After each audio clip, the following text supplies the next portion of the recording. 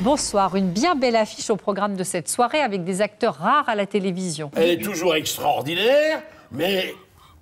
Oui, m'excusez, comme dirait le grand Charles, c'était mieux autrefois. On n'est jamais à l'abri. Mais on peut aussi être très bien en dehors de l'abri. La preuve? Quand on fait un navet, faut vraiment faire un navet. Faut pas faire un demi-navet. Bonsoir Agathe. Bonsoir. Bonsoir. Je ne vous présente pas. Bonsoir Jean-Pierre Marielle. Bonsoir Jean-Pierre Marielle. Très heureuse que vous soyez ensemble tous les deux sur ce plateau. Oui, pour la première fois. Et oui, c'est la première fois en fait qu'on est sur un plateau ensemble. C'est la toute première fois? Oui, toute première fois. Ça fait très plaisir. Ah, t'es émue, hein? Oui, Oui, moi aussi. Moi aussi. Alors, un souvenir mémorable quand même, non? Ah oui. Alors, vous faites un striptease, vous êtes tout nu devant le fisc pour faire la promotion de ce film en récitant La cigale et la fourmi. Il faut le faire quand même.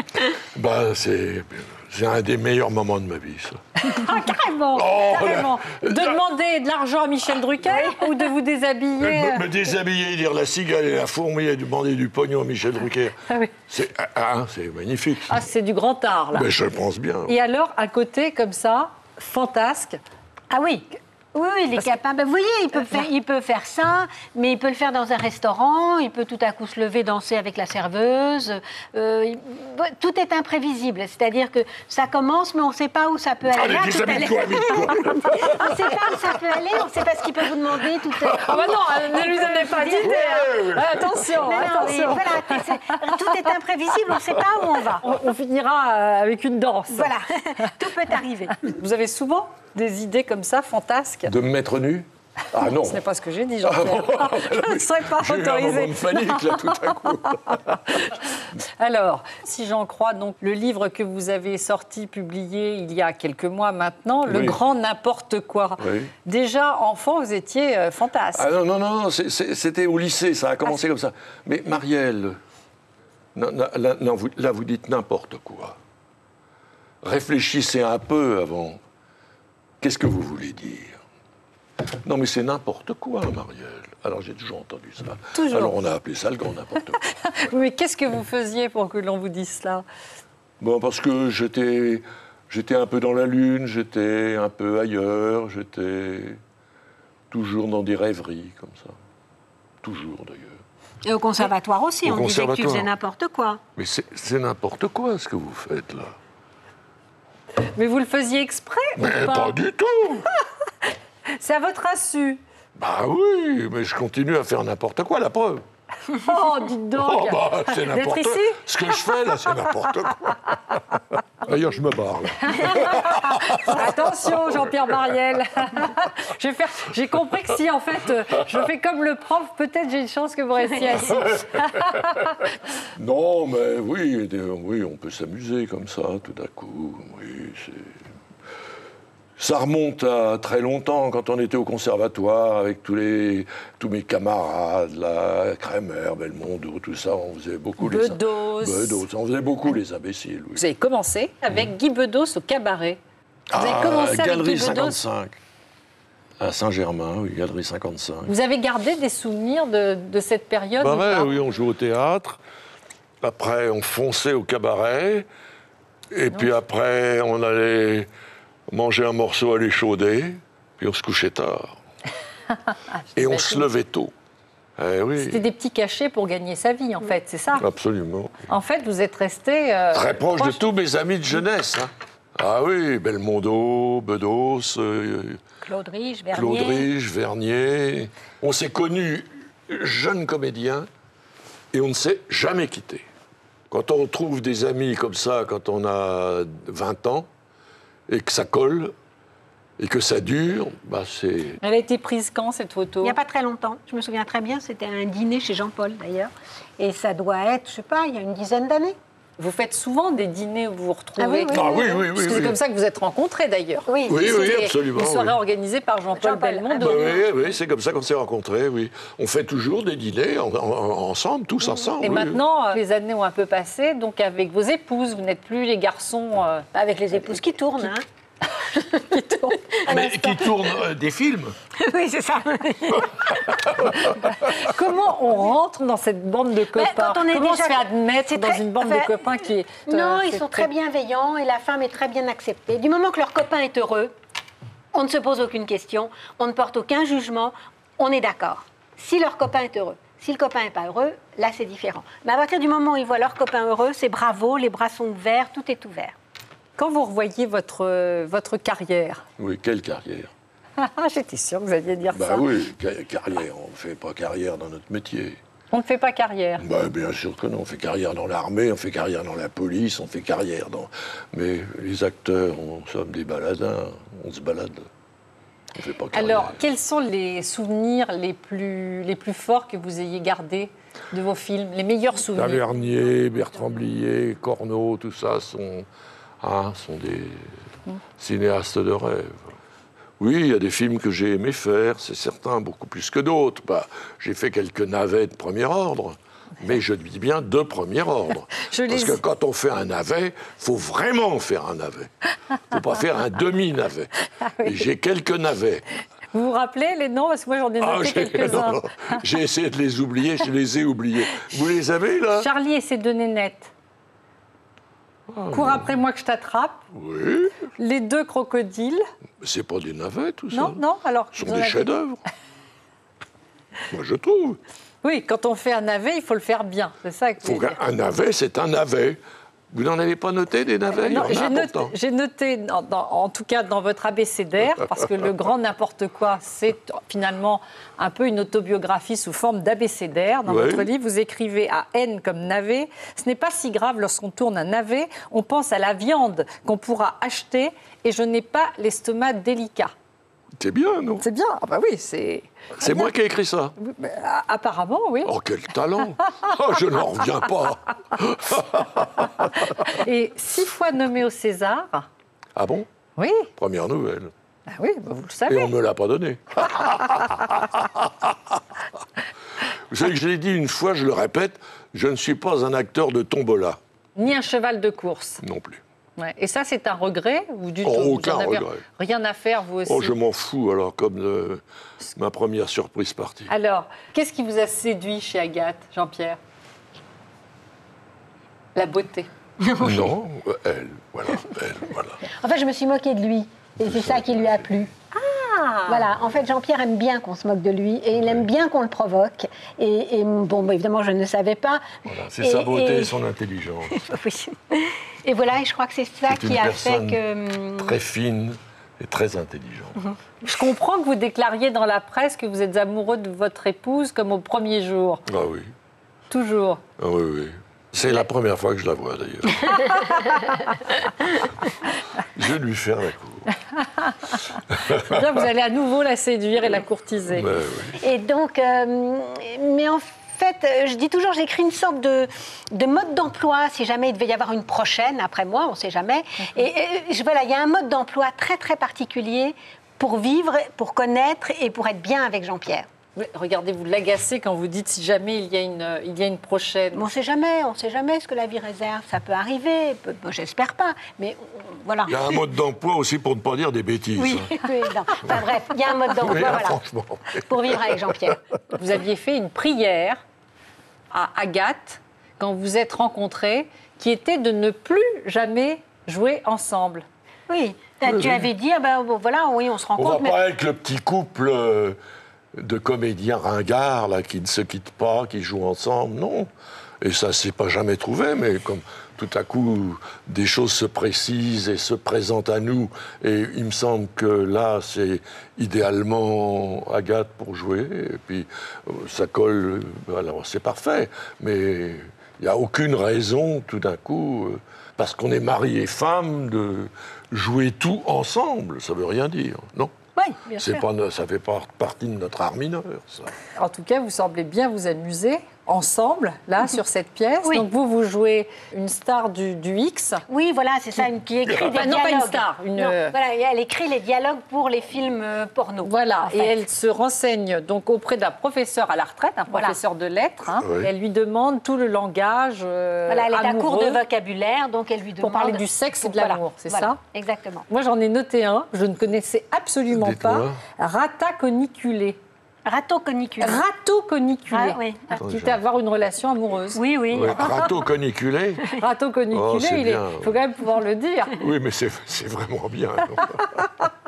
Et vous, qu'est-ce qui vous amuse le plus dans la pièce à dire? Est-ce qu'il y a des moments comme ça où vous amusez beaucoup? tout, hein. Oui, je vais serrer la main au père de mes enfants. Oh peut-être. oui, oui, ça c'est bien. Là. Vous savez ce que ça veut dire, ça? Je vais serrer la main au père de mes enfants. Non, mais j'imagine. Voilà. Et qu'est-ce que vous imaginez? C'est une femme qui va poser sa main sur Non. Pas du le sexe tout. d'un homme. Non, Non, non. pas du tout. Alors, Non. qu'est-ce que c'est? Je vais serrer la main au père de mes enfants. C'est quoi le père de mes enfants? Le sexe de l'homme. Voilà. Et je vais serrer la main à mon sexe, ça veut dire quoi? Ça veut dire se tirer sur la gomme? Masturbation, c'est ça. Séance d'onanisme. Mais voilà, se Oui, tirer c'est sur ça. la gomme, on dit. En argot populaire, voilà. Et c'est amusant de jouer les mots et la chose. Donc cette pièce, qu'est-ce qu'on va dire, coquine, libertine, avec tout le talent de Jean-Claude Carrière, de la jouer mari et femme. Enfin, quand on est dans la vie, mari et Oh, femme. ben, ça, on oublie ça complètement. On est comédien et comédienne. Je pense quand même qu'on est, enfin pour moi en tout cas, je pense que je suis plus à l'aise de le jouer avec Jean-Pierre que je ne le serais avec un autre partenaire peut-être. C'est-à-dire qu'on peut davantage peut-être s'amuser, peut-être un peu plus probablement, elle a raison. jouer sur les mots d'une façon plus Oui, oui. libre et plus Agathe a voilà, raison, oui. on s'amuse vraiment ensemble. Est-ce qu'avec un autre Oui, oui, partenaire tu as raison. on s'amuserait autant? Je ne suis pas sûre. Je pense qu'elle a raison. Et comment, vous, si pudique, si timide, vous avez passé le pas pour jouer cette pièce, Jean-Pierre? Ah oui, non, mais ça, timide, ça c'est... Mais comme en tant qu'acteur, pas du tout, non. Oui, puis c'est quand même quelqu'un de truculent, Jean-Pierre, dans la vie. Il est timide, mais truculent. Donc, Et aimant provoquer? c'est-à-dire qu'on peut tout à coup être dans un dîner assez mondain, assez chic, assez... Voilà. Et tout à coup, Jean-Pierre va peut-être... un peu s'ennuyer ou tout à coup ne pas se sentir parfaitement à sa place et là il peut provoquer violemment.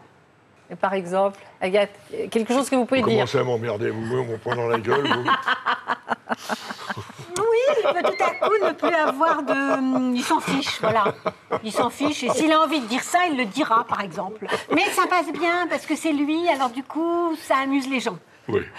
Alors, Manu Payet dit que sous des airs bougons, vous êtes gentillesse et vraie douceur. Bon, montrez-moi vos mains. Ah oui, effectivement, de grandes mains. Comme dit C'est ce Manu qui revient. Payet. Alors, est-ce que vous... Oui, aussi. Ça, c'est mon sexe, ça. Je vois qu'il a beaucoup d'humour. Ça passe à quelle heure l'émission? Oh, après 23h, c'est bien. C'est bien. C'est bien. Non, mais c'est vrai que Manu, il était très, très impressionné. Il me l'a dit après, quand il est arrivé aux premières répétitions, il était tétanisé. Puis bon, il s'est aperçu que ça se passait bien. Pourquoi vous faites... Bon, parce que je comprends pas. Ah, bah non, ça t'échappe. Oh, complètement. C'est le Monde qui vous a baptisé monument historique. Quelle horreur, mon Dieu Seigneur. Vous vous rendez compte? T'entends ça, toi, là-haut? Moi, j'ai jamais couru après le succès, après... non. D'abord, de toute façon, Belmondo, c'est une vedette. Hein, on est d'accord. C'est une vraie vedette. Il y en a d'autres comme ça. Hein. Mais moi, je suis un acteur qui exerce son métier, c'est tout. Ah oui, mais... Mais je ne suis pas une vedette, non, pas du tout. On monte blanc, non.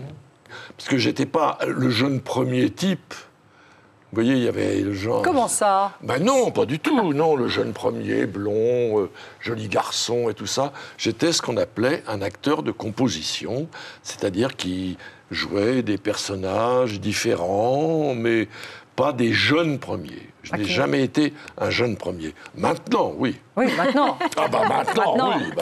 Oui. Franchement, maintenant, là, vous êtes tout jeune, là, vous démarrez la carrière. Mais je suis un jeune premier. Exactement. D'ailleurs, vous disiez, j'ai commencé avec une tête de rien. Ça veut dire quoi, d'ailleurs Ça veut dire qu'on peut tout jouer. Quand on a une tête de rien. Une tête de rien, vous avez une... Tête de con.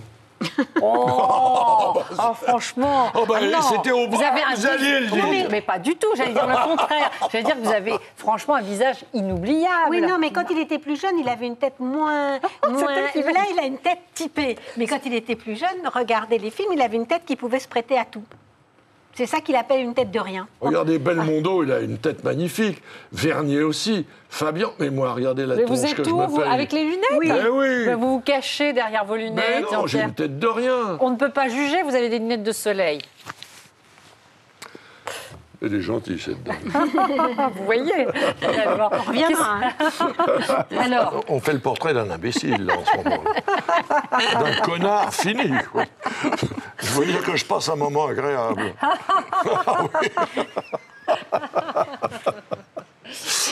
Alors, dans cette grande bande de copains que vous aviez, on a parlé des hommes, mais il y a 2 femmes, et pas n'importe lesquelles, Françoise Fabian Oui. et Annie Girardot, la grande Annie Girardot. Ouais, bah, c'est pas mal, non? Ah, c'est bien, hein, c'est bien. Non, on peut trouver pire. Hein. Ah, c'est vous qui dites que finalement, elle vous faisait fantasmer.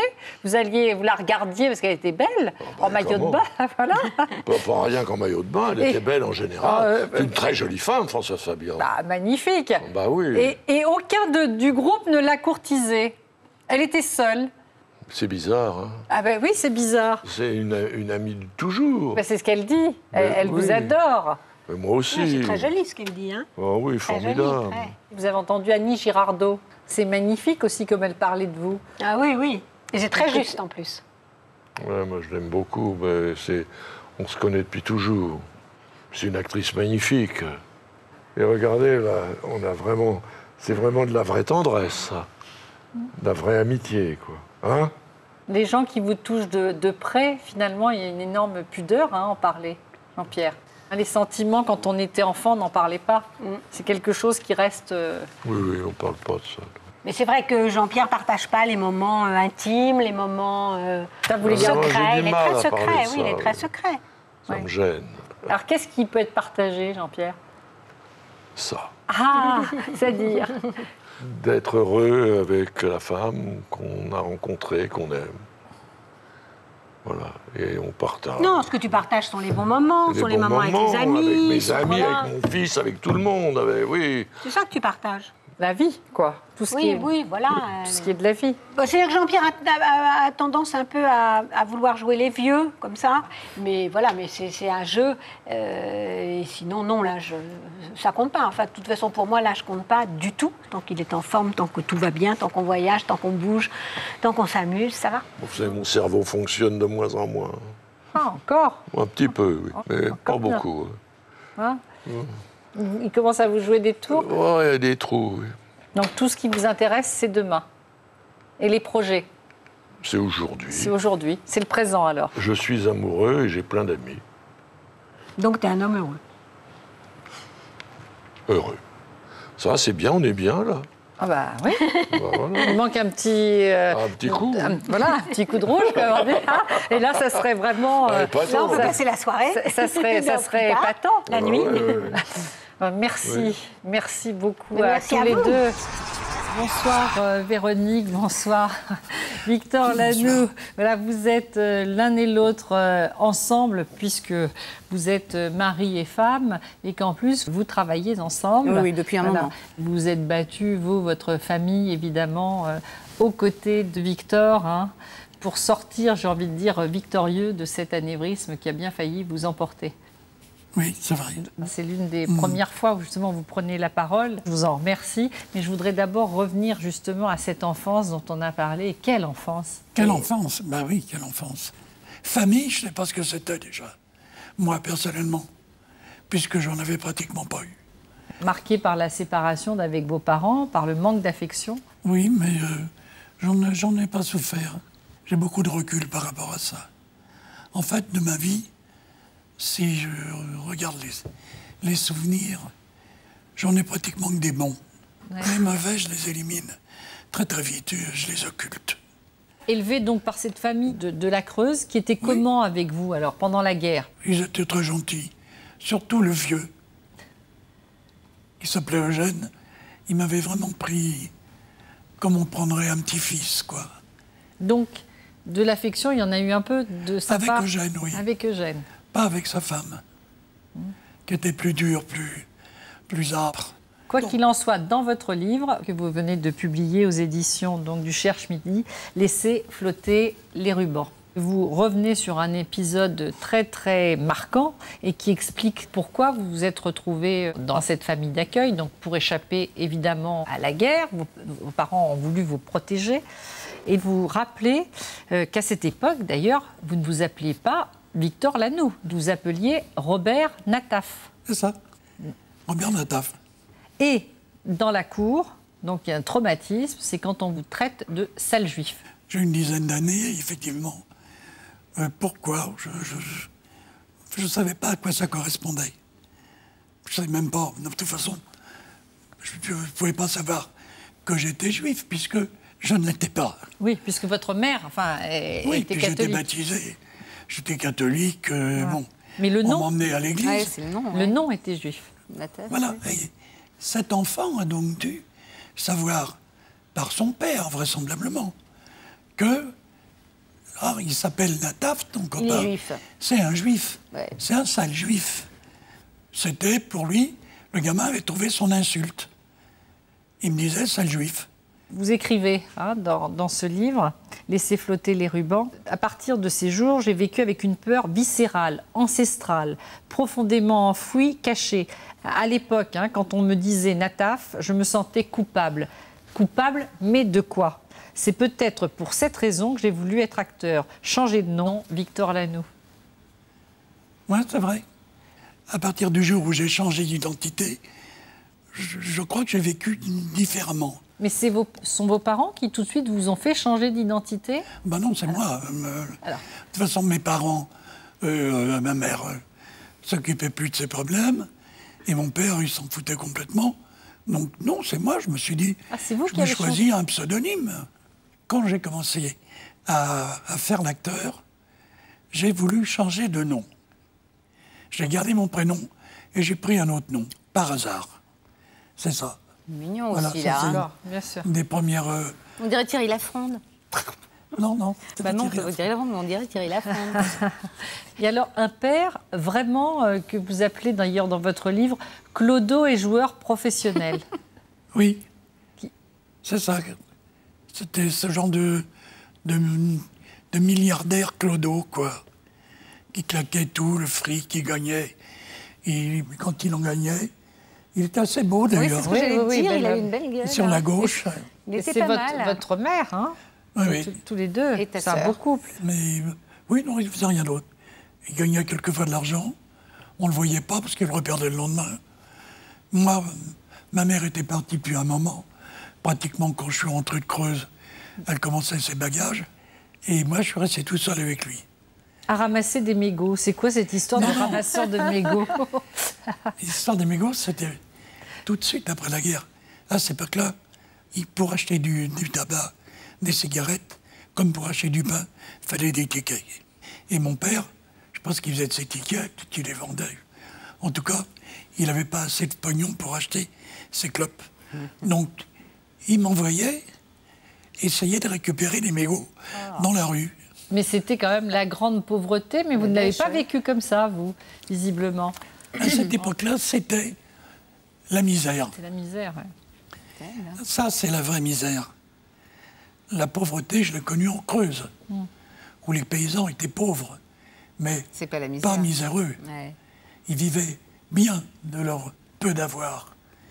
Ils avaient quelques vaches, 3-4 vaches. Ils pouvaient Pour manger, eux, il y avait la terre. Eh oui. Ils avaient la terre pour faire... Mais ils mangeaient. Mais pour la grande majorité des gens, tout de suite après la guerre, c'était la vraie misère. Et c'est pour ça que vous êtes engagé dans les parachutistes pendant plusieurs années, c'est ça? Je ne me Vous souviens saviez- pas de ça du tout. Hein? Je ne me souviens pas de ça du tout. C'est vrai? Oui. Il n'a pas du tout envie de s'en souvenir. Ça fait partie des choses que vous avez Totalement occulté. occultées. Oui. Trop mauvais souvenirs. On peut parler d'autre chose. Oh bah oui, Ah bah, si vous ne voulez pas en parler. Non, parce que, non, Il en mais- parlera pas. Jamais. Je On n'a parle jamais de ça. parlé de ça. Ni même à mes enfants. Jamais. Mais comment vous est venue l'idée, justement, avec tout ça, de devenir comédien? Alors, je vais vous dire, je travaillais à l'époque comme machiniste dans les studios de Billancourt, non, de Boulogne. On tournait donc Notre-Dame de Paris avec Anthony Quinn qui jouait Quasimodo. Et moi, je le voyais qui tournait, je le voyais arriver dans sa Cadillac décapotable. Rose, non? Et il arrivait tous les jours, il tournait 2, 3 plans, c'est tout, dans lesquels il faisait uniquement On lui parlait, il répondait Et moi, je regardais ça de mon échelle. Je me disais, ça, ce métier-là, c'est un truc que je veux faire. Tu dois savoir, tu vas pouvoir le Je faire. dois pouvoir C'est à le ce faire. niveau. C'est ça. Ça, c'est à mon niveau. Ah oui, et puis si ça apporte la Cadillac en plus. Bah, la Cadillac rose de cabriolet, Non, mais il y avait décapotable. 10 personnes autour de lui. Une chaise à porteur, non? Pratiquement. Des Et petits donc, valets qui les Et donc, j'ai vantaient. dit, comment on fait? Et là-dessus, je vois une annonce, devenez acteur par correspondance. Grâce à Cinémonde et au Conservatoire indépendant du cinéma français. Si vous qui voulez Voilà. faire du Je voulais faire cinéma. du cinéma. Je me suis inscrit dans ce truc et pendant 1 an, j'ai pris des cours d'acteur par correspondance. Et je suis quand même C'est devenu ça, surtout. acteur. C'est le résultat. Il est quand même devenu acteur. C'était vraiment votre copain comme ça de début, de galère, de dèche, comme il le dit, Pierre C'était Richard, mon complice, oui. le complice. Oui, oui, tout à fait. Oui, de galère. Les souvenirs d'un éléphant, ça trompe énormément. Toute l'équipe, Bedos, Yves Robert, qu'il y avait déjà dans cette... Jean Rochefort, Brasseur, bien sûr, Oui. etc. J'imagine que ça aussi, ce sont de merveilleux souvenirs. Non, mais c'est des grands souvenirs, ça. Je ne l'ai pas vécu 2 fois dans ma vie. Ça marque. J'ai pas occulté ça. Non, non. Et le plus drôle, celui qui vous amuse le plus? On préparait là, un éléphant, ça trompe énormément. Et on devait jouer au tennis. Et donc, on nous dit qu'il faut apprendre à jouer au tennis. Et un jour, on s'entraînait sur la même partie de cours, Rochefort et moi. Et il me file un coup de raquette dans la gueule qui me fait exploser la bouche. Et je mets mes mains comme ça devant moi. Et alors il était là, fais voir. Et finalement, je fais ça, je vois le sang qui pissait partout. Il me regarde et il me fait, ça t'arrangerait plutôt, mon gros. Voilà. Extraordinaire, quand même. Faut de la il a le sens de l'humour. Oui. Oh là. Ça, c'est le souvenir qui me fait le plus rire. Pas sur le moment, j'imagine, mais... J'ai pas ri sur le coup. Mais depuis, je repense sans arrêt. Alors, on parle de vous comme acteur, mais vous êtes aussi un auteur, producteur, mais vous avez écrit donc pas mal. Combien de pièces de théâtre? 4 pièces, ou 5 pièces qui ont été jouées. Oui. Et puis, j'ai fait beaucoup d'adaptations. Avec un certificat d'études en poche. Donc, comment vous avez rattrapé tout cela, quoi? Parce que c'est... J'ai rien rattrapé jusqu'à l'âge à peu près de 25 ans. J'étais j'étais plus que bête, j'étais rien, quoi. Mais rien du tout. Je n'avais jamais rien lu. Et donc, à partir de cet âge, j'ai tout acheté. Et pendant 10 ans, j'ai tout lu. Tout lu. J'ai commencé par la Genèse, bien sûr. J'ai continué par les philosophes grecs. J'ai continué par les philosophes latins. Et tout seul, tout cela tout seul. Ça doit rassurer des parents. Sans professeur, sans suite de cours je par lisais des correspondance, trucs. tout seul. Je lisais. Formidable. C'était pas vraiment pour me cultiver. C'était pour pas avoir l'air d'un analphabète auprès des autres. Parce que dans ce milieu, quand même, on fréquente des gens très cultivés. Mais moi, j'osais même pas ouvrir la bouche. Et donc, j'ai tout lu. Enfin, j'ai lu ce qui j'ai jugé indispensable de lire à l'époque. C'est déjà pas mal. Hein. Bah oui, parce peu que de gens, c'est ce que peu de j'allais gens dire. ont lu ça. Hein. Mais oui. Mais je me suis Moi, arrêté je vous à dis tout de 35 suite. ans. Ouais. Et j'ai plus jamais rien lu. De même que ça fait un moment que j'ai pas lu un livre. Et donc, Tu je me lis suis toujours dit, le même. tiens, je vais écrire le mien. Ben voilà. Voilà. Dites-moi, Véronique, je voulais vous demander, est-ce que, et à quel moment d'ailleurs, vous avez été fan de Victor Lanoux? Et est-ce que vous l'avez été avant de le rencontrer? Est-ce que Je crois pas. Je ne savais même pas que j'existais. Si. vous avez quelques années de différence, mais bon. Oui, mais non, c'est pas une question de génération, parce que j'avais vu effectivement ces films-là avant de te connaître, quand même. Pour vous répondre, j'étais pas spécialement fan de l'acteur, non. Mais par contre, je suis devenue fan de l'homme que j'ai rencontré. J'étais script sur les tournages de La Brocante. Et on est devenus petit à petit amis, comme ça, avec Victor. On s'est parlé, on a commencé à se parler, on s'est serré la main la première fois. L'année d'après, on s'est fait la bise. L'année d'après, on se tutoyait. Enfin, petit à petit, les choses se sont faites. Et puis, on s'est rencontrés Ah non, ce comme n'est ça. pas un coup de foudre. Non. Pas du tout. Et pour vous non plus? Non. Pas du tout. Non. Non, pas du tout. C'est pas quelque chose qui a jailli, justement, comme un coup de foudre. Ah non, pas du tout. Non, non, non. C'est quelque chose qui s'est creusé. Alors, dans votre carrière, vous rencontrez aussi un formidable comédien qui devient votre ami, c'est Sim. Oui. Sim, aujourd'hui disparu. En fait, Et petit frère, oui. Pardon. je vous en prie. Quand Sim a joué ma première pièce, il n'avait jamais fait de théâtre. Sim était considéré comme un gugus, comme on dit. Je me souviens, on passait dans les cabarets avec... il y avait des gens comme Pierre Doris. Pierre Doris, il faisait énormément rire. Il avait un humour dévastateur, un humour noir, etc. Personne ne voulait passer derrière lui. On disait non, non, on ne passe pas derrière Pierre Doris. Derrière Pierre Doris, il n'y a que ou les phoques ou Sim. Ça, c'est la blague qu'on disait dans le métier. Horrible, monstrueuse. Donc Sim a toujours été mésestimé, C'est sûr. mal aimé. Et quand on m'a proposé de reprendre, car ce n'était pas une création, ma pièce Le Tourniquet, et qu'on m'a dit Sim, j'ai eu un peu une réaction de surprise, mais j'ai dit pourquoi pas. C'est un peu comme quand Véro m'a demandé en mariage. Pourquoi pas? J'ai dit pourquoi pas. C'est elle qui ouais, parenthèse, c'est vraiment Ouais. elle qui vous a demandé en mariage? Ah oui, oui. Oui, Ah, vous êtes l'homme de tous les paris, alors, si je comprends bien. absolument. Et donc, il a joué cette première pièce brillamment, inutile de vous dire. Les gens riaient toutes les 30 secondes. C'était un éclat de rire. Et j'ai vraiment... quand Sim est rentré dans La Brocante, c'était une idée de mon fils, de Richard. Puisque vous travaillez en famille. Hein. C'était, à chaque fois qu'on tournait ensemble, c'était vraiment un bonheur. Et Sim était à vos côtés, était là lorsque vous avez eu cet anévrisme sur l'aorte, Voilà. qui a failli vous faire perdre la vie, il faut le dire. Il était à nos côtés, d'ailleurs. Il fait partie de nos proches. Donc, je fais comme avec les proches. Je n'ai pas dit la vérité. Je n'ai pas dit la vérité tout de suite. J'ai dit... Pour pas l'inquiéter, pour pas c'est les pas la peine de inquiéter, les ça servait à inquiéter. rien, de toute façon. Ça ne sert à rien. Je ne l'ai pas prévenu. J'ai dit, je vais me faire opérer. T'as un peu menti, voilà. Ouais, j'ai un peu menti. Mais vous avez menti à diminué. qui? À tout le monde, alors, sauf, Presque. Sauf à Véro. Ah bah oui. sauf à vous. À tout le monde. Et c'est là où le drame s'est produit. Et Eh oui. à la suite de l'opération, vous êtes paraplégique. Voilà.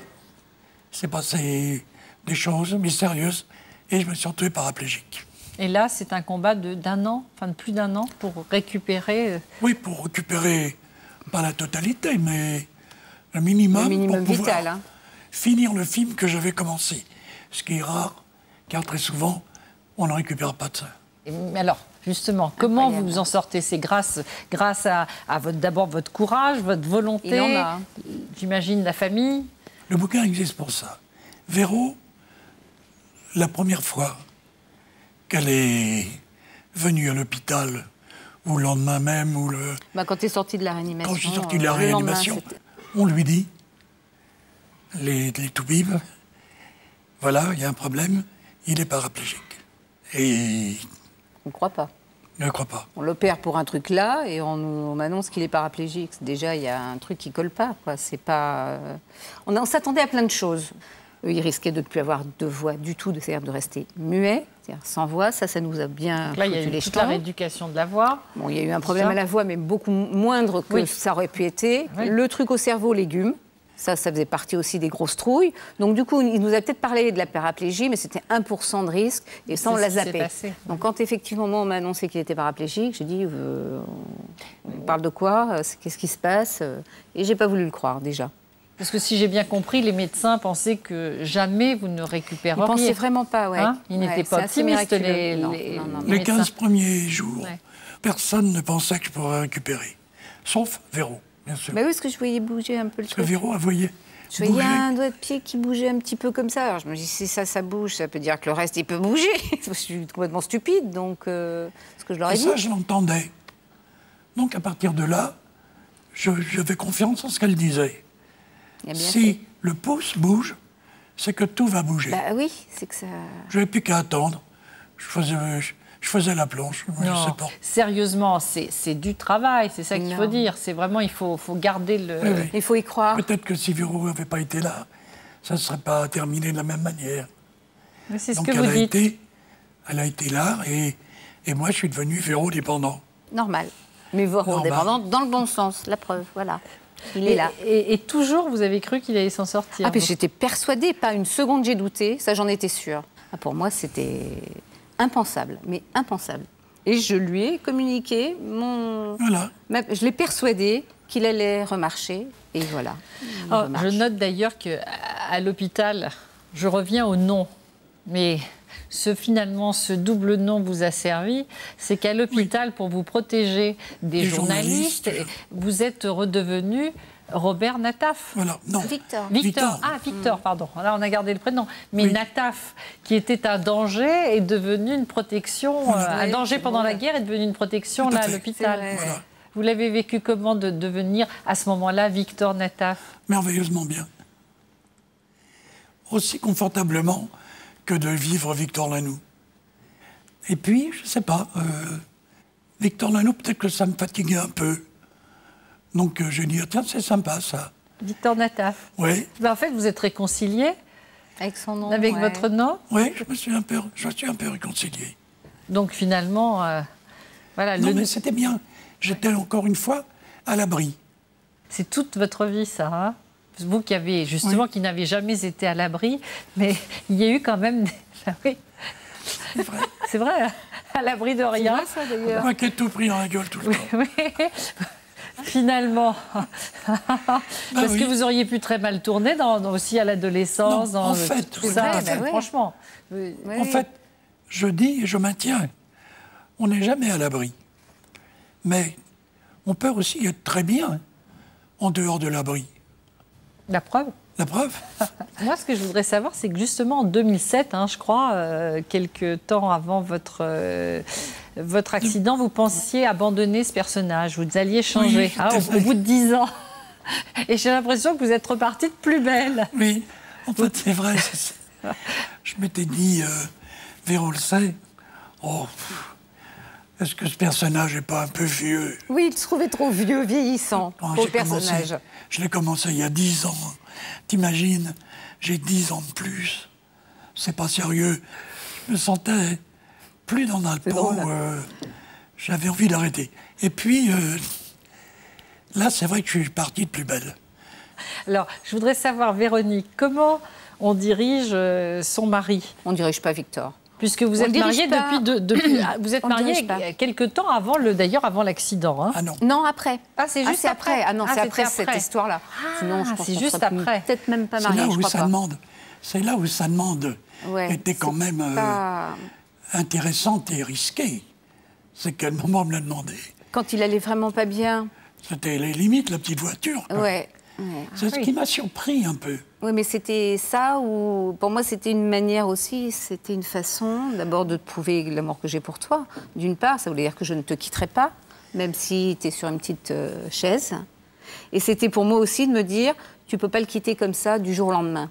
D'autres auraient pu prendre peur. Là, il a raison, Victor. D'autres auraient pu s'en aller à ce moment-là. En se disant, ça va être terrible. Parce que c'est ce qu'on a vécu, on l'a vécu, c'était arriver à ce qu'ils se remettent debout, à remarcher, à retravailler, à être bien. Mais il y a toujours des petits trucs qui vont toujours pas, qui ne sont pas évidents à gérer. Et moi, je sais que c'est souvent l'après qui est difficile. Bien sûr. C'est pas toujours le moment où on est dans le feu, en fait. C'est après. Et justement, comment aimer quand on se transforme en infirmière ou en infirmier pour l'autre? C'est pas évident. Oui, c'est pour ça que je pose la question. Oui. C'est une vraie question. Alors c'est vrai que je le violente beaucoup, c'est vrai que je le bouscule beaucoup, c'est vrai que je peux paraître des fois un peu brusque avec lui. C'est vrai. Il n'a pas l'air d'en souffrir. Il n'est pas maltraité. Je ne sais pas, Victor, mais vous n'avez pas l'air d'en souffrir. J'occulte. Mais s'il est comme ça, c'est parce que je le booste et parce que je l'embête et parce que... Mais oui, voilà. Mais c'est important. J'ai repris du poil de la bête. Ouais, vraiment tant mieux, parce que c'est hyper important. Alors je crois qu'André Berkoff, journaliste, écrivain, a une question à vous poser. Oui, Victor Lanoux, il y a quelque chose de très fort, c'est le côté artisan de Victor Lanoux. Ce n'est pas par hasard qu'il a commencé dans la Creuse, mais qu'il triomphe aussi dans la brocante. Oui, je me suis toujours senti, à la limite, presque même pas artisan. Je me suis presque toujours senti ouvrier. Ouvrier du métier, quoi. Vous savez, en URSS, à une certaine époque, j'avais fait une tournée, c'est l'époque où j'étais avec Planchon. Et on avait fait une tournée dans quelques pays de l'Est. La distinction suprême pour ces gens, et dans pas mal de pays, c'était être artiste du peuple. Et il y a là-dedans quelque chose qui me ressemble pleinement. J'ai eu des décorations, j'ai eu des tas de choses comme ça, mais je me dis, ce que j'aimerais être artiste du peuple. C'est ce que tu es. Oui, exactement, c'est ce que vous êtes. C'est ce que tu es. Oui, c'est sûrement ce que je suis. Et avec Louis la Brocante, vous êtes devenu un acteur très populaire. C'est vrai que moi, je fais partie de la roture. C'était même pas la roture chez moi. C'était la sous-roture, c'était le caniveau, quoi. Donc, bon, j'ai un peu levé la tête, mais je me sens très proche du peuple. Et on ne me donnera pas la décoration. Elle n'existe pas chez nous. On peut l'inventer pour vous. Exactement, pour vous. Voilà. Ce qui veut dire que encore pendant aussi de nombreuses années, vous allez continuer dans ce personnage, Louis la Brocante, qui enchante d'ailleurs les téléspectateurs. Ce que je réponds invariablement, tant que la vie ne m'arrêtera pas, je continuerai. Mais j'aurais très bien pu la perdre si Véro n'avait pas été là. Merci. Merci beaucoup à tous les deux. Merci à vous. Merci. Nous avons beaucoup ri. Tant mieux. C'était très agréable. Malgré le drame que vous avez frôlé. Voilà, merci. Qu'est-ce que je suis contente de te voir. On ne s'est pas vu depuis plusieurs années, mais non? Non, quand même, on s'est vu de temps en temps. Oui, mais enfin, ça fait quand même 2-3 ans qu'on s'est pas vu. Oui, bien 2-3 ans, oui. Bonsoir tous les deux. Bonsoir Claude Jansac. Bonsoir Michel Galabru. Oui. Quelle retrouvaille quand même pour les Elle est jolie. Ah là là. Oh, attendez, vous dites... Écoute, on ne peut pas être arrêté. Hein. Oh, il est d'une élégance rare. Déjà, de votre part, hein, il y a 40 c'est ans, pas joli, ce que vous essayez de me torpiller. Moi, il n'y a pas la langue de bois. Je croyais que vous étiez... Elle est toujours extraordinaire, mais... Oui, mais excusez, comme dirait le grand Charles, c'était mieux autrefois. Oh bah, pour vous aussi. Mais oui, il n'y a pas de salon, pour moi aussi, pour nous tous, non? Pour nous tous. Moi aussi, j'étais un peu comestible à l'époque. N'importe quoi. Il dit n'importe quoi. Oui, alors, de bons souvenirs ensemble sur ces tournages où vous interpréteriez, vous, l'adjudant Gerbert, et vous, la fameuse... Josepha. Voilà, Josépha. Madame Cruchot. Madame Cruchot, après. Les- Après, épouse de Louis de Funès. Voilà, c'est ça. Ma biche. Hein, il vous surnommait Ma biche. Ma biche, oui, ça lui allait bien, oui. Comment était-elle, Claude Jansac? Quel souvenir vous avez gardé d'elle, Michel? Ah bah, c'était la belle fille, quoi. C'était la belle gonzesse, quoi. Ah, vous la Mais, draguiez? J'osais pas. J'osais pas parce que je me rendais bien compte que je n'étais pas à la hauteur, quoi. Vous savez, ah oui, chanter ça se sent. Plutôt d'aller vers l'échec, je contournais l'obstacle, vous voyez. J'étais aimable, j'étais gentil, j'étais... Oh, c'était un amour. C'était l'amour, oui, elle dit. Mais, attention, pas plus loin, vous voyez. Tandis que... Comment Madame, redoutable, hein. comment ça, redoutable tombeuse? Ah oui, tombeuse, non. Elle n'y pouvait rien, elle était belle. La beauté, c'est la beauté, il n'y a rien à faire.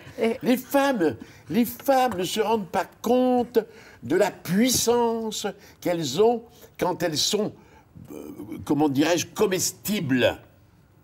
Une femme comestible, c'est une ça, puissance c'est de la viande, énorme. alors. Donc oui, hein, c'est pas très joli comme mot, Michel. Alors là, vous rabaissez le terme Écoute, que tu j'ai fais dit. une conférence sur C'est la pas viande. de la viande, ça n'a rien à voir, c'est mal vu, ça veut dire qu'elle est baisable. C'est tout ce que Voilà, C'est bien ce que je dis. C'est clair pour lui. Baisable, c'est énorme, c'est considérable. Parce que quand une Mais ça femme a n'est pas une baisable, tête aussi. c'est un échec.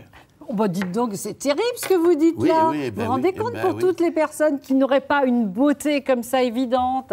Ah, ben oui, mais qu'est-ce que vous voulez, ça c'est la vie. Moi aussi, j'étais pas beau. Et vous savez, quand vous êtes bel homme aussi, ça va bien aussi, hein. Ça va bien, ça marche bien, tout est facilité. Et ça vous a chagriné? Enfin, Ben ça oui, vous bien, a ben on mis est complexé. et complexé? Mais parce que vous n'avez pas, vous pouvez pas, c'est très difficile de faire sa cour quand on n'est pas sûr, quand on a une gueule un peu de raie, quoi. C'est une vieille expression qui date de Mathusalem. Ah ben oui, je m'excuse, mais enfin, je suis de cette époque-là, Mathusalem. Mais j'avais personne comme ça. Vous comprenez ce que je veux dire? C'est vraiment... non. J'ai eu personne très longtemps, moi, j'avais rien. Même une fois, vous voyez, je vais vous dire une chose. Parce qu'on ne se rend pas compte de la lutte, on ne se rend pas compte de la tristesse, on ne se rend pas compte de l'épreuve, des gens qui, physiquement, ne sont pas gâtés. Ils souffrent énormément. Ils souffrent parce qu'ils ont un cœur comme les autres. C'est ça qui est terrible. Et un jour, n'ayant rien sous la main, j'aperçois dans un film une fille qui était assistante, mais vraiment laide. Vraiment laide. Et je me dis, alors là, tu as peut-être ta chance. Eh bien, elle m'a refusé. Même elle m'a dit non. Mais vous avez eu quand même, vous avez eu des conquêtes, Michel. Dès que j'ai eu une situation, ça a mieux marché. C'est ça que je voulais vous dire. Ah, c'est ça la chute. La célébrité rend Dès que j'ai eu une situation, ça a mieux marché. séduisant. Mais oui, excusez-moi. Comment il était il y a 40 ans? Parce que là, il se décrit lui, mais comment vous le voyez? Il était comme ça, plutôt réservé, timide? Oh non. Ah bon, il se... Oh non. Il était un peu plus calme. Là, vraiment, il s'extériorise. Il était seulement un tout petit peu plus calme. Mais sinon, c'est le même homme. Hein. Ah oui, de toute façon. Ah oui.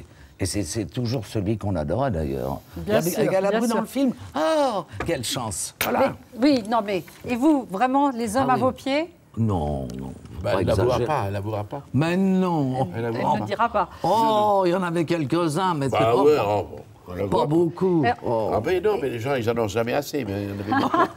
Et comment vous avez été choisi? Comment vous êtes retrouvé sur le tournage des Gendarmes? Ah, moi, Parce je la qu'il y en a voyais, eu moi, plusieurs, mais hein, les Gendarmes de Ah ben Saint-Tropez. moi, c'est la femme de Funès qui m'a... Parce Ça, que c'est- je ne jouais que des rôles... Tu te tais un peu à moi, Non, quand non, même. tu parles trop. Non. Je ne jouais que des rôles dramatiques, surtout à la On va télévision. voir. Et une fois, j'ai joué un rôle comique dans La Dame de chez Maxime de Feydeau. Louis de Funès et sa femme sont venus voir la pièce et ils m'ont dit « Mais on ne savait pas que tu jouais des rôles comiques. » Eh bien, je lui ai dit « Moi non plus. » Et voilà, et c'est comme ça que ça a commencé. Et vous? Bon, moi, j'étais à Saint-Tropez. Ma femme m'avait amené à Saint-Tropez parce que... Ah, vous étiez mariés? Oui, c'était ma première femme et elle voulait aller absolument à Saint-Tropez parce qu'elle disait dans les gazettes, dans les journaux People, ça existe encore maintenant, des choses il y avait Brigitte Bardot, il y avait Vadim, il y avait toute une faune, on s'amusait beaucoup, il fallait y aller. couché à l'hôtel de la Ponche, parce que c'était l'hôtel à la mode aussi. Le matin, j'ouvre la fenêtre et je vois sur la terrasse, je vois des types qui bavardent. On entendait, c'était une belle matinée. Et ils disent, voilà, alors vous m'engagez de Funès, hein, et après je veux des ringards. Je ne veux pas les payer. Hein. Vous avez bien compris. Je veux des ringards. Je me tourne vers ma femme en disant, eh ben, celui qui va être engagé, évidemment, eh ben, c'était moi. Voilà. Vous n'étiez pas connu à l'époque. Non. Et De Funès était une immense vedette. Non, pas encore. Il n'était pas immense. Voilà. Moi, il me rappelle toujours le cachet qu'il avait. Il avait 8 millions anciens, ce premier cachet. Et moi, j'avais 6 000 francs. C'était en 60, mais bon, ça ne faisait pas beaucoup quand même. Mais c'est ce qui vous a lancé. Ah oui, ben c'est... Ce qui nous a lancé, c'est De Funès. Nous devons tout à De Funès. Il faut bien regarder parce que il a éclaté. Pardon ? Il nous a éclaboussé. Il nous a éclaboussé. Ça, c'est très joli ce qu'elle dit. Il nous a éclaboussé. Ah, je ne savais pas que tu pouvais sortir des... Ça m'arrive, hein, quand même. C'est très beau, c'est très beau. Ce que tu viens de dire, oui, exactement.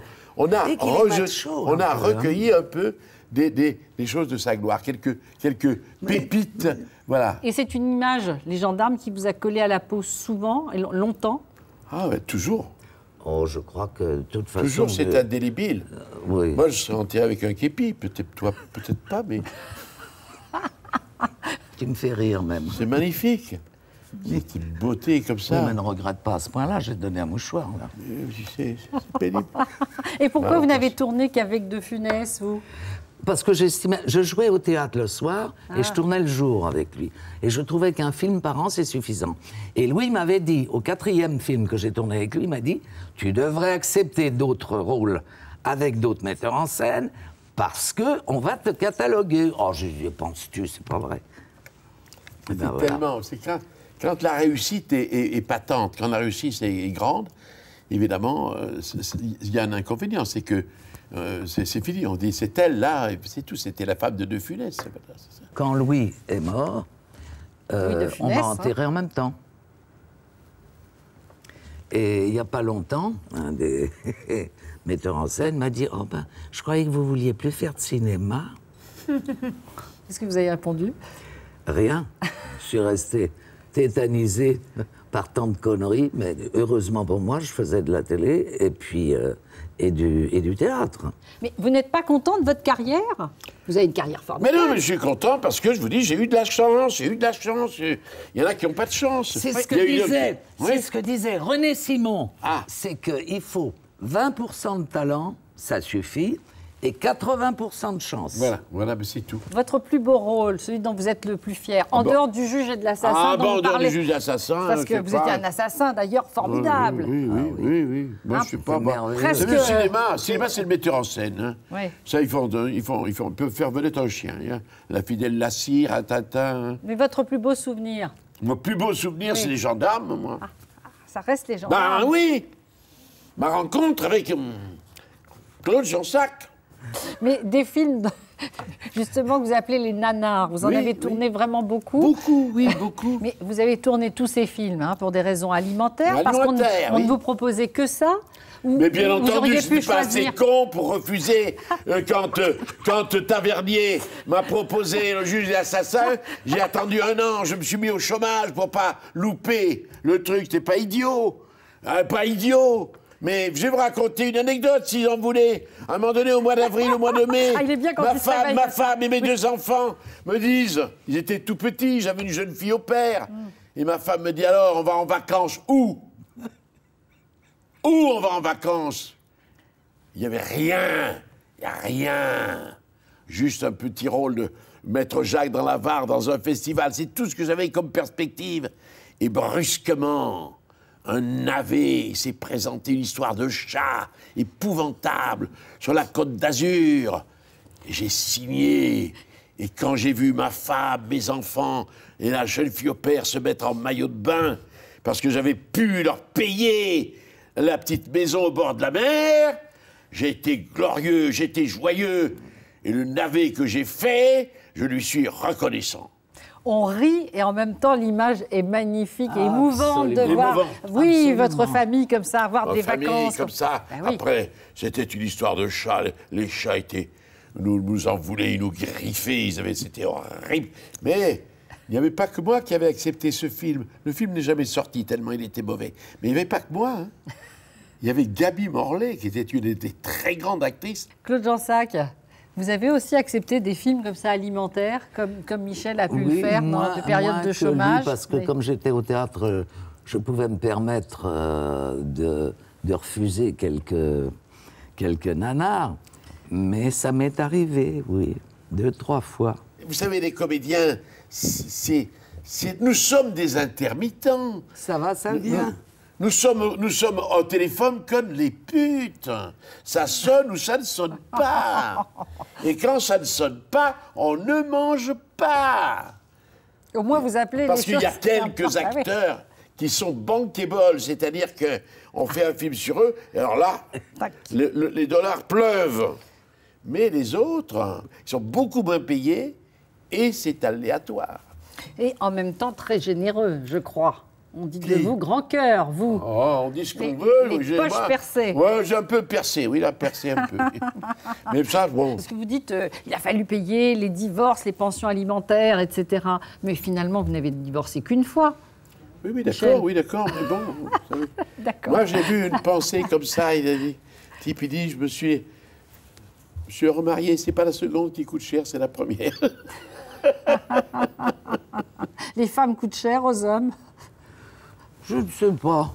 Mais non, c'est rien, elle n'est pas homme. Hein. Non, moi je crois que. Non, mais les femmes. Que les femmes qui travaillent et qui gagnent bien leur vie, c'est les hommes qui leur coûtent cher. Alors, C'est pour ça que j'ai divorcé 2 fois. les hommes vous ont coûté cher, vous. Ah, en fait, c'est le même. Alors, c'est le même discours. Vous voyez oui. Eh bien oui. Et c'est un paradoxe. Oui, et je ne sais pas jusqu'à quel point, en tout cas pour le second mari, ça l'ennuyait beaucoup que moi je gagne très bien ma vie. Ah, ça vous a l'embêté. Et alors il me prenait tout mon argent. Et les hommes, ça a été votre faiblesse, Claude? Oui, mais j'ai eu la chance de ne pas être amoureuse. Ah, tu n'étais pas amoureuse? Ah non. Non. Tu t'es mariée sans amour, alors? Oui, avec beaucoup de tendresse, mais... Sans amour. Mais, oui. Ah, tu n'étais pas amoureuse. Mais est-ce Vous que n'avez jamais été amoureuse, Claude? Non. Non. Ah non. De votre vie? C'est incroyable. Et je suis très contente parce que j'aurais été très malheureuse si on m'avait quitté. Ah là là, ça tu es spécial. Ça, il faudrait choper ton ADN. Il y a quelque chose qui ne va pas, là. J'ai agi comme un homme. Hein? J'ai agi comme un homme. Ah oui. Ah, mais les hommes, ils sont amoureux. Tu dis que tu n'as pas été amoureuse. Non, les hommes sont très... Moi, j'étais très à être malade. Ah bon, pendant 2 ans, je ne pouvais plus vivre. J'étais au bord du suicide. Moi, j'étais très amoureux. Ce qu'elle dit est étonnant. Je ne suis pas venu pour rien, là, parce que moi, je suis passionné de psychologie.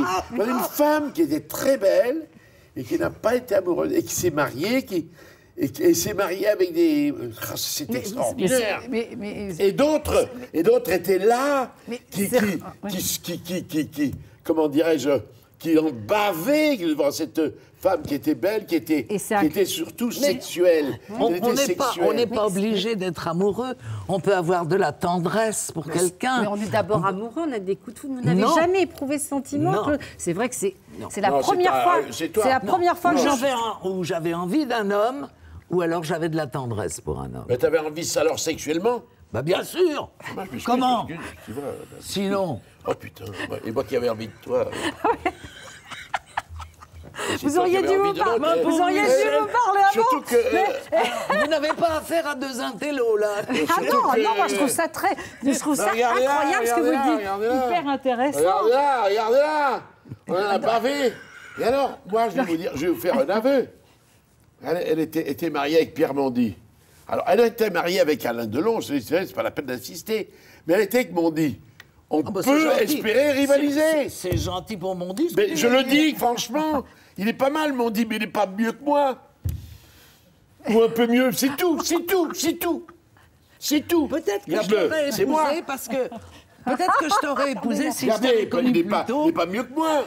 Il est pas mal, mais il n'est pas mieux que moi. Moi, je vais te dire, j'ai épousé... Allez, voilà. Allez, vous expliquer avec Pierre Mondy. Les 2 hommes, parce qu'ils m'ont fait rire. Et si je t'avais connu plus tôt, je t'aurais sûrement épousé. C'est pas drôle, l'amour. On peut pas se fendre la gueule parce qu'on est amoureux. Les femmes sont très curieuses, elles les aiment parce que le type la fait rire. Ben oui. C'est la première des choses. Demande à toutes les femmes. Elles veulent rire. Ce qui intéresse une femme d'abord chez un homme, sauf quand elles ont affaire à des bellâtres, machin, c'est que le mec les fasse rire. Oui, mais alors, si je comprends bien, alors vous, il n'y a que le désir, et puis après... Et la tendresse. La tendresse, mais ça, c'est pour après. Et au milieu... Non, c'est pas pour après. Ah, tout de C'est suite pendant. Oui. Pendant, tout de suite, la tendresse. Oui. C'est tendresse, et la sexualité, c'est tout. C'est pas d'amour. Oui. Cela dit, écoutez, Claude, ce que me disait quand même Michel il y a 2 ou 3 ans. Et je crois que les murs du studio s'en souviennent encore. On vous écoute. C'est la bête, avec le désir immonde. Parce que la sexualité, c'est une calamité. C'est la preuve de l'existence de Dieu.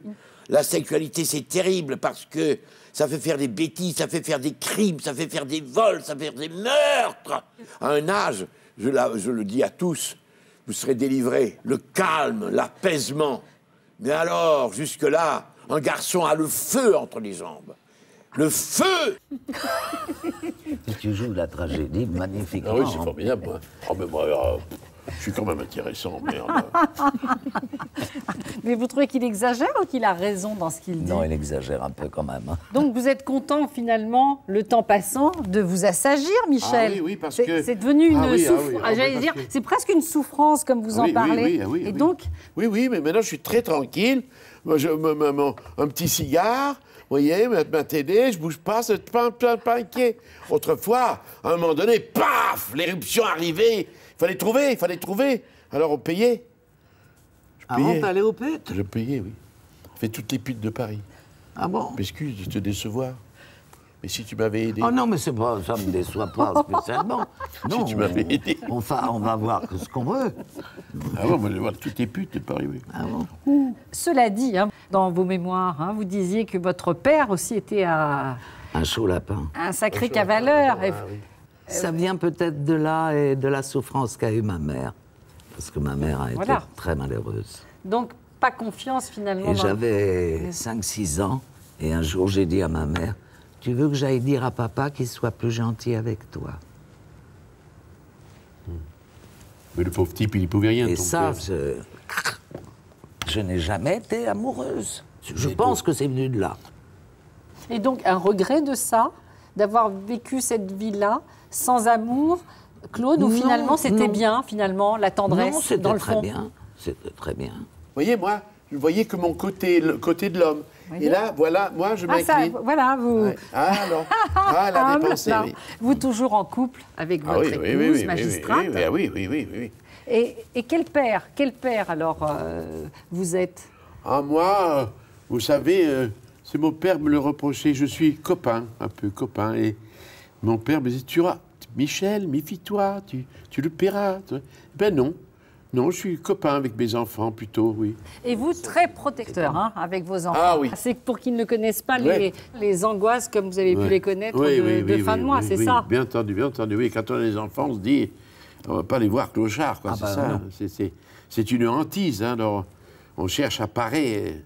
On n'avait pas d'argent, au fond. Alors on me demandait, une fois j'étais très malade, je me suis dit, tu vas claquer, et tes enfants, ils font quoi? Je me dis, au moins, ils auront un toit, puisqu'ils ont les murs, oui.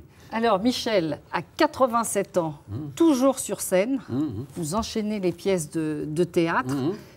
Et aujourd'hui, alors, c'est par passion du théâtre, passion du jeu, encore nécessité de gagner de l'argent oui, toujours, il en faut toujours. Mais non, mais ceci dit, on dit, nous, on ne dit pas je vais travailler, on dit je vais jouer. C'est un privilège.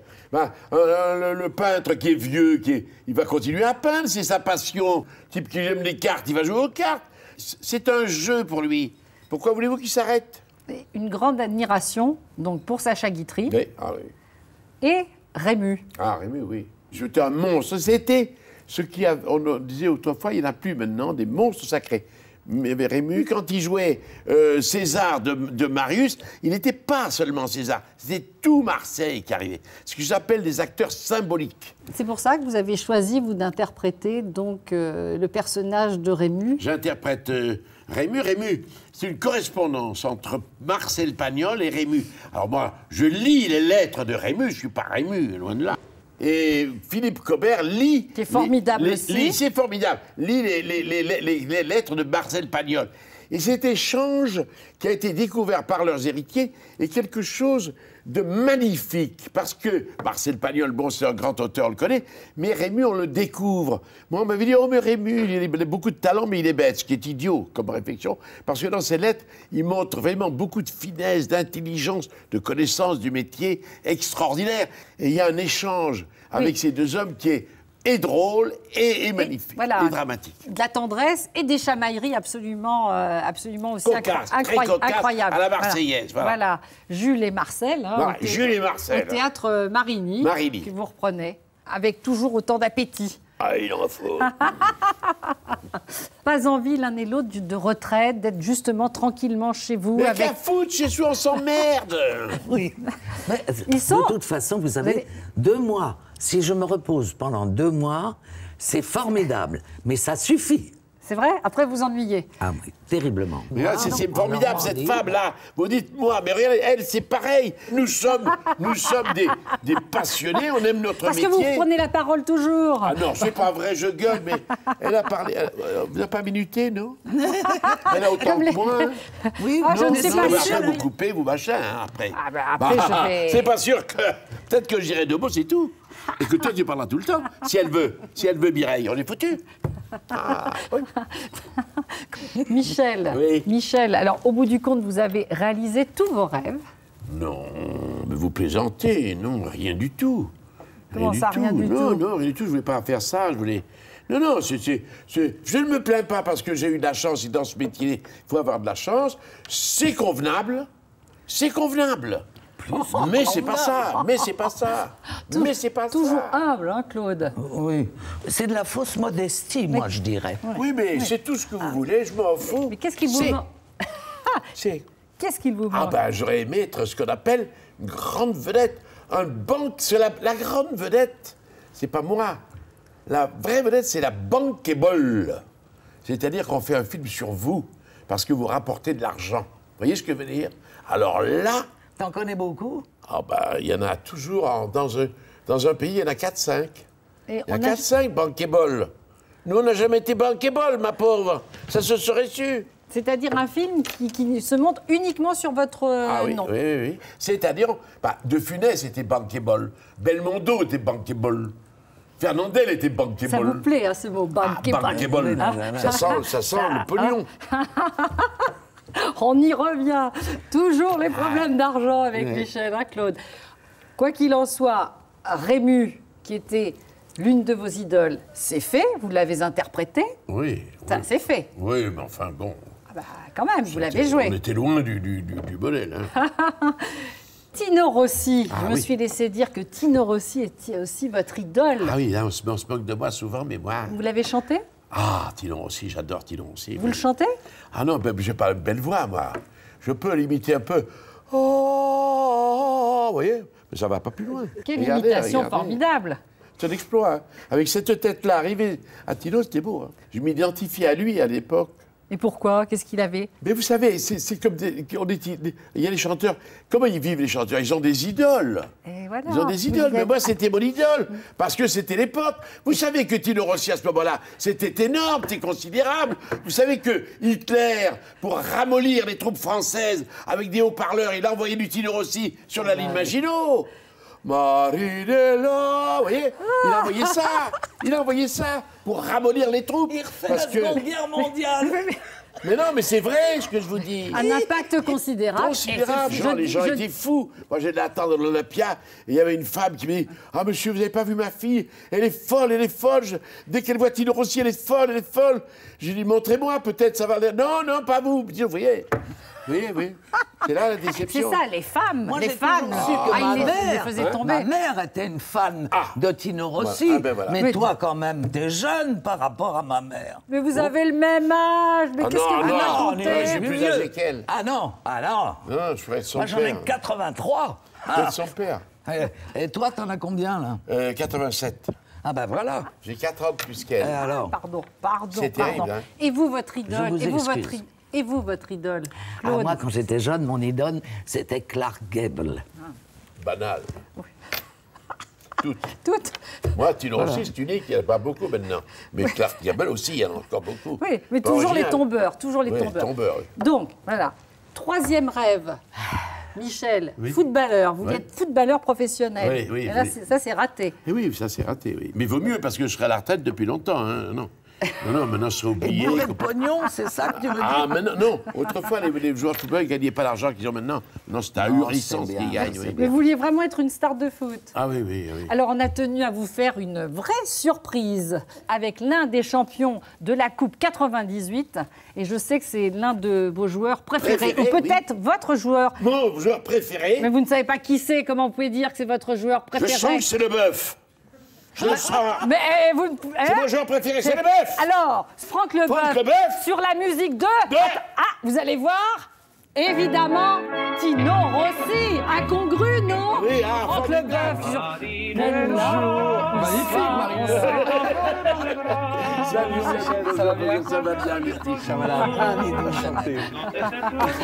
Vous êtes bien, hein, Franck, sur cette musique. Je de pensais Tino jamais Rossi. arriver sur un plateau sur une musique de Tino Rossi, mais j'en suis très fier. Voilà, vous auriez dû vous embrasser, du Bon, coup. moi, j'ose Ah, pas. Franchement, J'ose Ah, pas. j'embrasse la coupe. vous saviez que vous étiez son joueur préféré? Mais alors, pas du tout. J'ai eu la chance de rencontrer Michel une ou deux fois, et moi, je l'ai beaucoup suivi à l'époque où j'ai démarré ma carrière, dans les années 88, avec la tournée Charles Barré à Laval, mon premier club de football. Et voilà, je l'ai vu, je crois que c'était une pièce de Molière. Et voilà, moi je suis un grand fan. Qui n'aime pas Michel Galabru? C'est pas possible. C'est pas possible. Toi, peut-être. Attention. J'en ai une à ma gauche. Et vous, pourquoi vous l'aimez à ce point? Mais parce que Franck c'est le Leboeuf talent, madame, le talent. On admire le talent. Et l'homme aussi? L'homme, je le connais moins bien, l'homme. Ça, je ne sais pas, l'homme, attention. Mais le footballeur annonce l'homme. Un footballeur de cette qualité ne peut pas être un homme banal. Vous le comprenez? Donc, Je me rappelle à Marseille, quand il pleuvait, il dit à l'arbitre, vous n'allez pas arrêter parce qu'il pleut, non? Ben non, on n'est Vous pas vous au souvenez de sucre. ça? Oui, tout à fait. Vous voyez que je vous suis? Ah ouais, alors donc c'est aussi son franc-parler. Ah oui, à lui, oui. Tout le monde rentrait au vestiaire et il râlait. Et vous aimez le foot? Vous le connaissiez, Moi, Franck? j'adore. Bah, bien sûr. C'est une femme intelligente. Ah, vous aimez le foot? Ça, c'est vrai, oui, c'est vrai, oui. Ah, vous suivez? Ah oui, Comment oui, elle joue au foot avec moi. Pendant le gendarme, tu te rappelles? C'est vrai? Elle faisait gardienne de but. Le passoir. Là, il exagère un peu. Alors, la reconversion, La reconversion. difficile ou pas? pour un Ça a été très footballeur difficile parce qu'il y a eu beaucoup de changements. J'ai eu la perte de mon papa et puis l'arrêt de mon travail, une séparation dans la famille. Donc là Tout en même maintenant, temps. tout en même temps, en 3 mois, donc voilà. Et, Ça remonte à il y a quelques temps, Ça déjà. remonte à maintenant 4 ans. 4 et ans. puis maintenant, je lancé dans le cinéma, le théâtre, puis je viens de Consultant finir une pièce. sur la chaîne Eurosport. Oui, consultant de le foot reste une passion, donc je le fais toujours, mais c'est vrai que c'est plutôt maintenant, là je produis un film à Los Angeles, et puis j'ai fini une pièce de théâtre, j'ai joué avec Jean-François Garot pendant 3 mois ici à Paris. L'intrus. L'intrus, c'est ça. Il a fait des débuts d'acteur. Mais je sais, je l'ai suivi. J'ai suivi. Et puis voilà, moi si je lui dis, hein, même s'il n'a pas eu des chevilles de footballeur, si j'arrive à sa cheville, ça me suffira largement. Quel conseil vous avez envie de lui donner, Michel, vous qui n'aimez pas donner de conseils? Ah, des conseils. Ben, Ah oui, c'est parce que quand même- parce que c'est un métier où il y a le hasard, la chance. Hein, c'est pas. Et le c'est travail, pas- quand même, Vous non? avez des gens qui ont beaucoup de talent qui ne sont pas connus, qui ne sont pas médiatisés. Ça, c'est terrible. Donc, ils ne peuvent pas faire grand-chose. Et c'est injuste. Moi, je dis qu'il vaut mieux pour une jeune fille rentrer à moitié à poil sur un chameau ou toute nue dans le hall du Carlton pendant le festival de Cannes que de bien jouer Phèdre à la Comédie Française. Oh non, Mais vous oui, pouvez madame, pas mais dire oui, ça, mais là non. je le dis. Mais non, monsieur Si elle joue Galabru. Phèdre à la Comédie Française, mais je les ai vécus avec ces gens-là. Elle aura 3 lignes dans le Figaro, et si elle rentre toute nue sur un chameau, c'est couvert, c'est gala, c'est voilà, Mais oui, c'est mais- la gloire. Mais oui, mais c'est pitoyable. Surtout C'est maintenant. pitoyable. C'est Mais ça. c'est la réalité. Maintenant, c'est souvent comme ça. Ah oui, vous pouvez pas dire. Bien sûr. Donc, qu'est-ce qu'il vous reste à faire? Arriver torse nu Écoutez, moi, je cherche pas la médiatisation. J'ai connu le Star System et j'ai eu j'ai touché le Graal un jour. Moi, c'est une passion, le cinéma. Donc, j'essaye pour l'instant, je suis un apprenti. À 42 ans, je suis quand même un apprenti. J'apprends mon métier, je regarde, je vais voir. Il faut être humble, hein, il faut recommencer. Complètement, je recommence à zéro. C'est ça qui est difficile, Vous savez que avoir été De Funès, une il a star commencé à être vraiment connu à 50 ans. Hein. Eh ben, je suis pas pressé. Je suis prêt à... Donc vous avez quand même pas mal de temps de Merci. pour bien apprendre. On va s'accrocher alors. Ah oui, vous pouvez. En tout cas, pour compléter votre formation, Franck, il faut absolument aller voir la pièce Jules et Marcel au théâtre Marigny avec Michel et Philippe Cobert. Je vais y aller. Allez voir, c'est épatant. Vous avez un projet, Claude? Qu'est-ce que Claude, c'est? Oui, dans 8 jours, je commence une télévision. Ah, tournage. Qu'est-ce que c'est comme télévision? Ça s'appelle La Grève des femmes. Ça vous va comme un gant. Michel va regarder. Aristophane, là, non? Ouais. C'est d'Aristophane, C'est non? Lysistrata. Ah, bah, Lysistratable, là.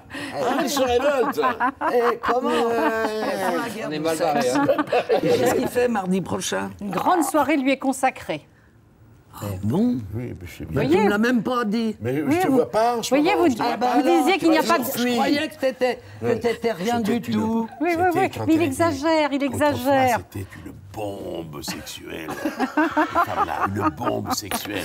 Et alors à ce moment, maintenant, elle s'approche de vous, elle vous parle. Mais à l'époque, elle vous voilà, pour les supplier. Il est insupportable. Une bombe sexuelle. Insupportable. Écoutez, je ne l'ai pas vu depuis longtemps, mais on continue à s'engueuler comme dans le temps. Vous êtes vraiment, Vous êtes vraiment, vous êtes formidable. extraordinaire. Voilà. Vraiment, vous êtes extraordinaire. Moi, on a envie de se taire et de vous écouter pendant des heures. N'hésitez pas à vous abonner, ça ne coûte rien, et à commenter les vidéos.